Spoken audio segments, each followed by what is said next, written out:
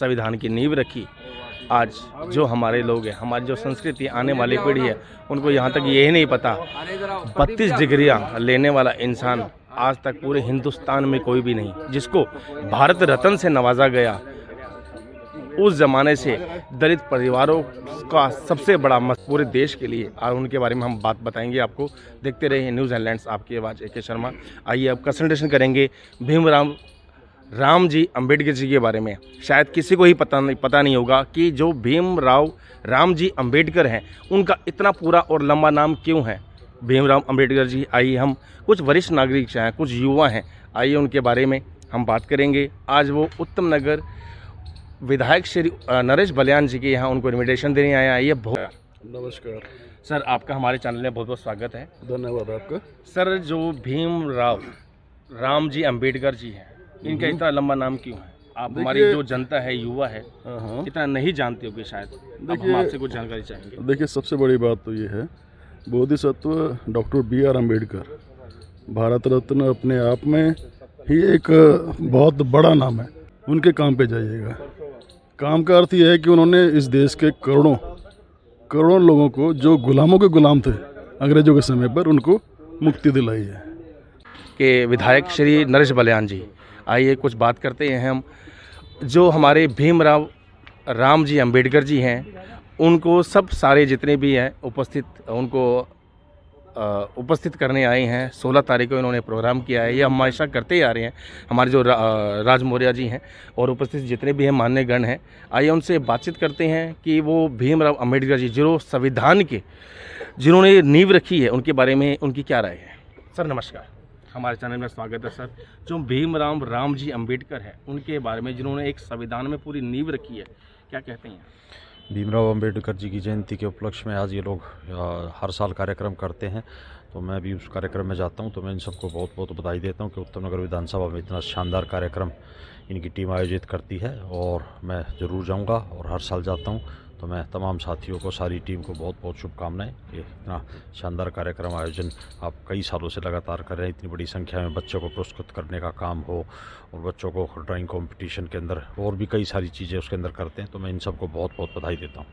पहले के समय में तो कुछ भेदभाव होता ही आ रहा था, लेकिन अब के समय में आपको क्या लगता है कि अभी भी कुछ भेदभाव होता होगा या नहीं संविधान के हिसाब से? नहीं, मेरे को नहीं लगता कि अब दिल्ली जैसी जगह में कोई ऐसी भेदभाव वाली चीज़ है। और ये अम्बेडकर जी ने जो संविधान लिखा था, जिसमें सब लोगों को आज़ादी के साथ जीने की जो ताकत मिली है, जो समानता के साथ ताकत मिली है, समानता के साथ जीने की, तो मैं अम्बेडकर जी ने इतना सराहनीय काम किया है।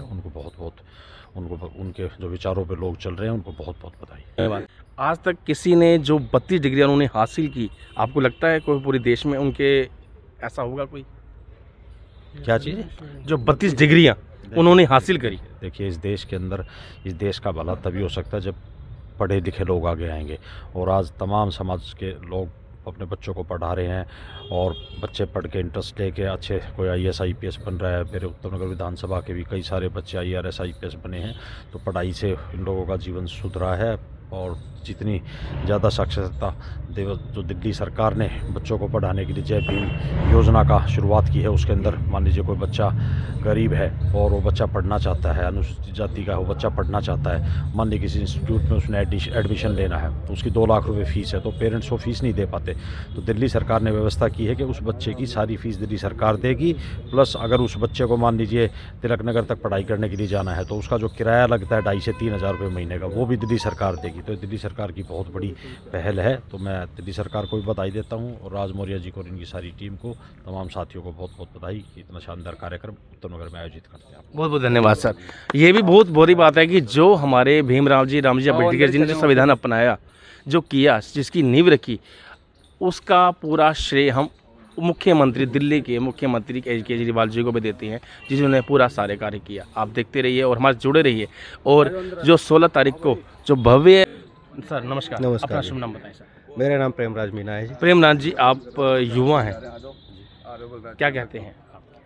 देखिए, हम यहाँ पे अंबेडकर राइजिंग मिशन सोसाइटी के तत्वाधान में हर साल एक भव्य आयोजन करते हैं बाबा साहब अंबेडकर के जन्म उत्सव को मनाने के लिए। उसी कड़ी में आज हम विधायक साहब को यहाँ पे आमंत्रित करने आए हैं कि वो भी पधारे और उस कार्यक्रम की गरिमा बढ़ाए, शोभा बढ़ाए। तो बाबा साहब के विचारों को आगे बढ़ाने के लिए हर साल आयोजन किया जाता है, क्योंकि विचार आगे बढ़ते हैं तो इतिहास आगे बढ़ता है, इतिहास आगे बढ़ता है तो समाज आगे बढ़ता है। तो इतिहास और समाज को आगे बढ़ाने के लिए विचारों का एक पीढ़ी से दूसरी पीढ़ी में संचरित होना बहुत आवश्यक है। इसलिए हम बाबा साहब की जयंती हर साल मनाते हैं। राज मौर्य एक ऐसा शख्स है जिससे शायद कोई ना पहचाने, ऐसा हो नहीं सकता। ये एक समाज सेवक हैं, शुरू से ही पूरी समाज में जहाँ ये रहते हैं हर कोई जानता है। ये शुरू से ही हर काम के अंदर, चाहे वो महिला हो पुरुष हो, हर किसी के काम में दिन हो या रात हो, बढ़ चढ़ कर ये उनका काम करवाते हैं, पूरा हिस्सा लेते हैं, उनका योगदान देते हैं पूरा। सर नमस्कार, हमारे चैनल में सर स्वागत है आपका। सर जो ये महोत्सव आप डॉक्टर भीमराव अंबेडकर जी का मनाया जा रहा है, कार्यक्रम जो किया गया है उसके पहले तो मैं आपको निमंत्रण करूंगा 16 तारीख को आपके चैनल को, और दूसरा इस कार्यक्रम का जो है वो मेरा अकेला नहीं, ये पूरी टीम का है।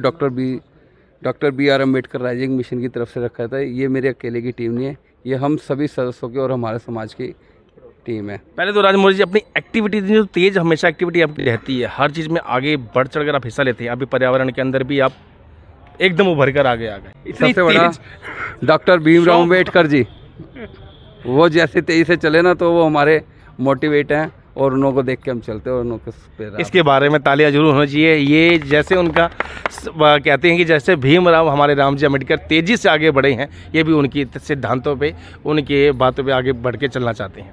सर जो कार्यक्रम आपने 16 तारीख को रखा गया है, उसके बारे में आप क्या बच्चों को बताना चाहते हैं? उस दिन एक तो बच्चों के लिए कंपटीशन रखा गया, और दूसरा डांस प्रोग्राम है, और एक बाबा साहब से रिलेटेड जो भी बच्चे स्पीच देना चाहते हैं उन्हों को सम्मानित करते हैं, और जो कोई बच्चे अच्छे नंबरों से अच्छे उससे जीतता है उनको सम्मानित करते हैं, पेपर के अंदर कहीं पे भी।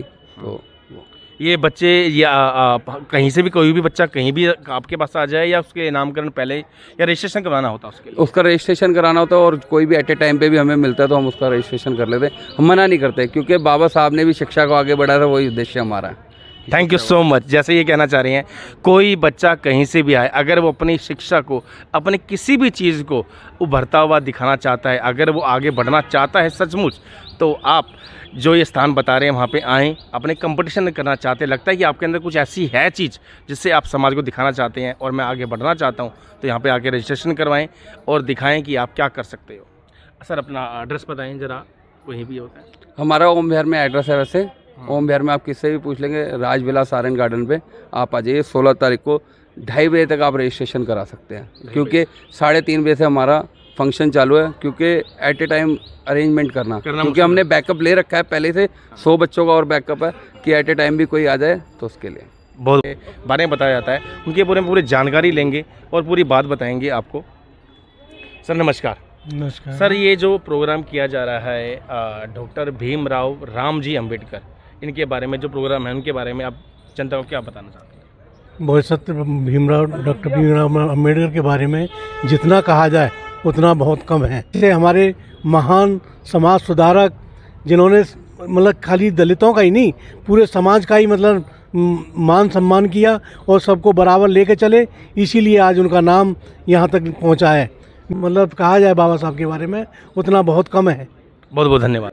आप इसी तरह देख सकते हैं इसके अंदर कि इस देश के अंदर जहाँ पानी पीने का अधिकार लोगों को नहीं था, पानी पीने का अधिकार जानवर को था, लेकिन सार्वजनिक जलाशयों पर आम व्यक्ति को नहीं था, दलितों को नहीं था, पिछड़ों को नहीं था, उन्होंने दिलाया है। इन सर ने इतनी बहुत बड़ी बात जो बताई है, हमको फिर भी बताना चाहते हैं। जब हमारे भीमराव जी स्कूल जाते थे, उनको पीछे की बेंच पे बिठाया जाता था। जब अगर पानी भी अगर पीना होता था तो उस समय उनको भी अधिकार पानी पीने तक का नहीं था।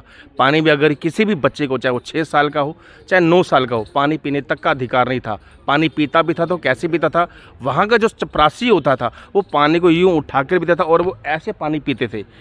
इसके लिए आप सोच सकते हैं, जिस दिन चपरासी अगर छुट्टी भी होगा तो वो दलित परिवार पानी भी नहीं पी सकता। मुझे लगता है कि है ना, पानी ऊपर से डाल के नहीं बल्कि दूर रख करके है ना उनको कहा जाता था कि पानी वहाँ पर है। मतलब स्कूल के बाहर ही जाइए आप, पानी पीने की बात तो बहुत दूर की बात गई, आपने ऐसे डाल करके देना, ऐसा नहीं था। यहाँ तक कि वहाँ पर इस तरह का कोई बर्तन भी उपलब्ध नहीं था जहाँ पर वो पानी पी सकते थे। मैं तो ये कहना चाहता हूँ, देखिए इतने लंबे संघर्ष के बाद में आज हम यहाँ तक पहुँचे हैं, तो उनका एक ना बहुत बड़ा योगदान है। या इसका जो भारत है, आधुनिक भारत जिसे हम कहते हैं, इसके निर्माण के वो जनक है। वो जी, मैं तो कहना चाहूँगा सिर्फ उन्होंने दलित परिवारों के लिए ही एक कार्य किया या सबको भारत पूरे समाज के लिए? यहाँ जो है ना, एक मैं इसमें ये कहना चाहूँगा कि ये आप ये जो कहते हैं ना केवल डॉक्टर अम्बेडकर दलितों के मसीहा थे, नहीं नहीं, बिल्कुल नहीं है, ये बिल्कुल नहीं है, हमारा कहना नहीं है। हाँ, लेकिन आम जो सोच है, ये एक ना राजनीतिक सोच है ना, बना दी गई थी, लेकिन ऐसा नहीं है। वे सभी के मुक्तिदाता हैं, चाहे महिलाएं हैं, चाहे वो कामगार हैं, चाहे वो पिछड़े हैं, सभी आमंत्रित करते हैं। देखते रहिए न्यूज़ हेडलाइंस, आपकी आवाज़ AK Sharma. Thank you so much. माँ बाप तक गवा दिया, दलितों का सर उठा दिया, अर्धांगिनी बिना रही, एक एक रतन लुटा दिया, कितने बड़े त्याग से